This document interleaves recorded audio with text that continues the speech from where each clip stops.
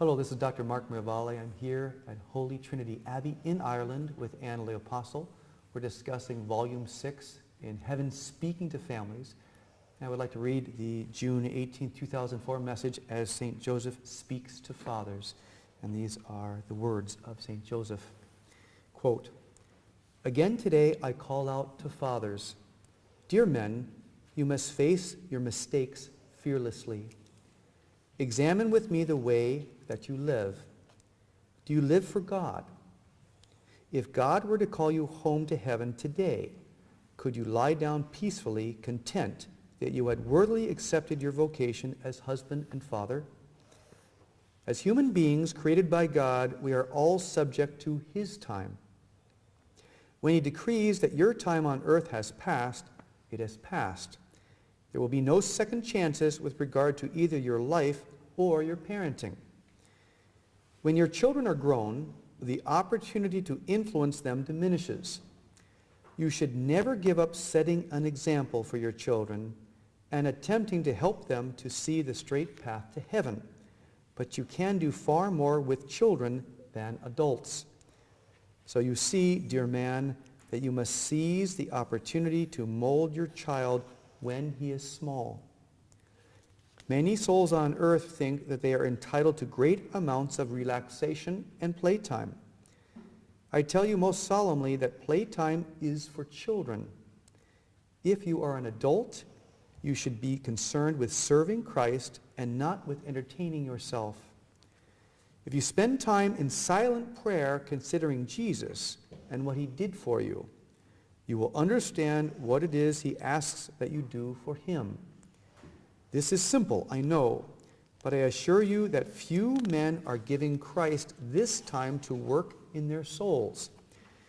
It is for this reason we have reached the current level of darkness. Historically, man said no to sin. In this day, man says yes to sin. Children suffer, because if man is saying yes to sin, he is saying no to his vocation. You cannot live two ways, my dear friend, so you must make a choice.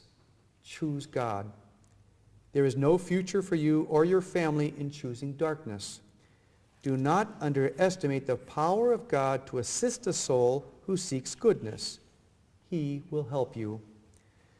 I would like to speak about how I treated Mary, my wife, on earth.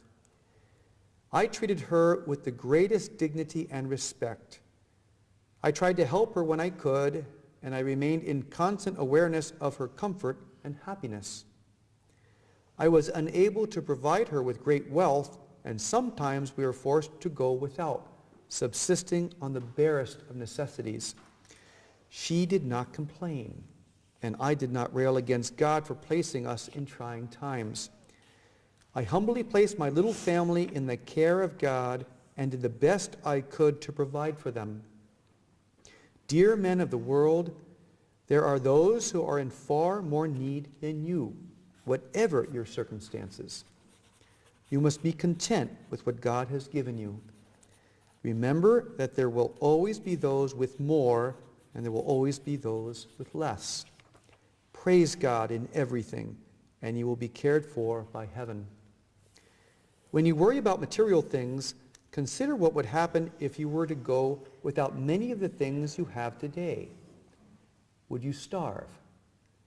Spend some time considering what it is your body needs for survival, and I think you will see that you have been given these things. There may come a time when you do not have as much as you have today. How will you shake your heads at your former complaints? Do you understand what I am trying to tell you? Do not wish for more. Wish to be happier with less. Pray this way, and God will help you by showing you that you do not need all of these things with which you surround yourself. These things are a distraction. Your families are no happier than those who have less, and this I say from experience. We were very happy on earth, and we had little. Keep a heavenly perspective, and you will not feel that you require more.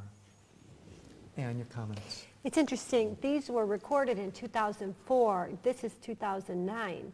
And he says, there may come a time when you don't have as much as you have now. For many people, that time has come. So really, we don't know what will happen in the future. But this is a good exercise. Don't wish for more. Wish to be happy with less. I think that's great advice for all of us in terms of material things. He also says, you cannot live two ways, my dear friend. You have to make a choice. And he says, choose God.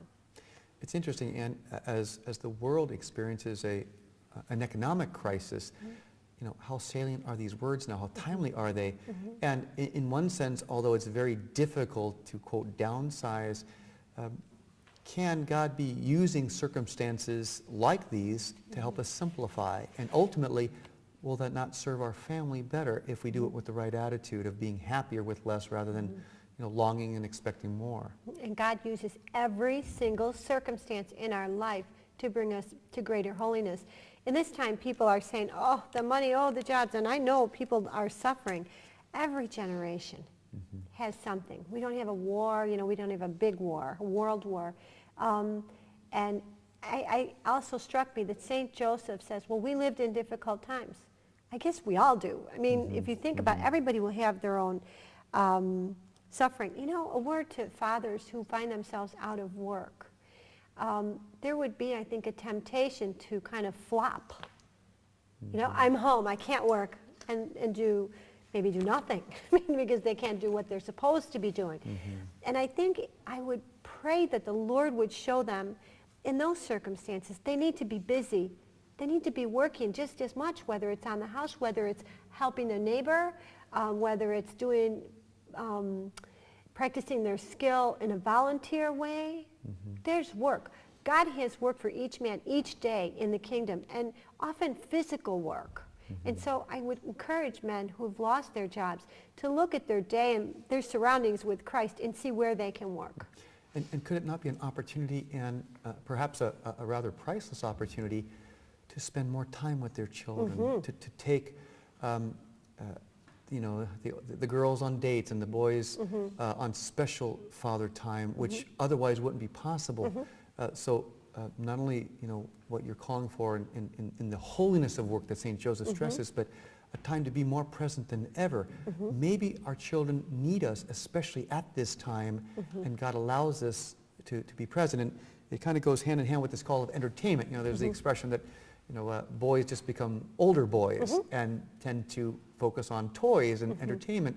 It's a pretty strong but gentle, as Joseph always is, message of saying, you know, entertainment is for children. Men are called to serve Christ, and we have to examine ourselves. And he says, you know, face your mistakes fearlessly. That's a call, but it's always with his peace of grace, and it's always for our betterment and for the betterment of our families. Yeah. So again, back to prayer. Right. It's really a focusing that, as you say, once we get that right, everything else will fall in place. Thank you, Anne.